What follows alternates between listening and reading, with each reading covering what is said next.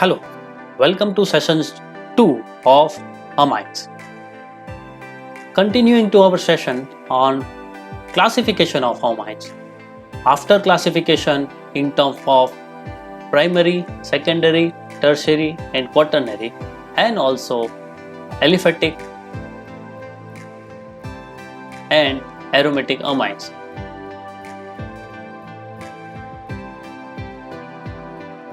Amines can further be classified in forms of simple or mixed amines. It may be noted that these simple and mixed amines are classified only for secondary and tertiary amines. Let us look around the example.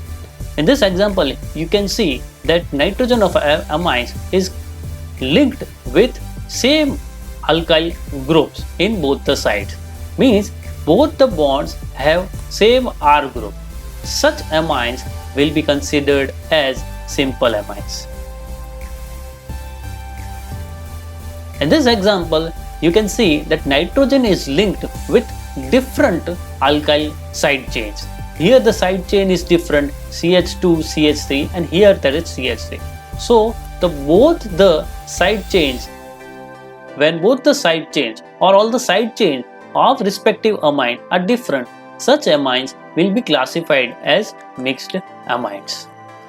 Thus, it is necessary for a amine to be secondary or tertiary amine. Primary amines cannot be classified in terms of simple or mixed amines. Look at around one more example. Here, nitrogen is connected to same rings. So both the R here are same. So this is again the example of simple amine. While in this example, you can see the nitrogen is connected to different R groups. So as R is different, this will be classified as mixed amine. The electronic structure. The electronic structure means arrangement of electron. Here you can see these are the bond pairs of electrons where the three side chains are attached. An amine has a lone pair of electrons.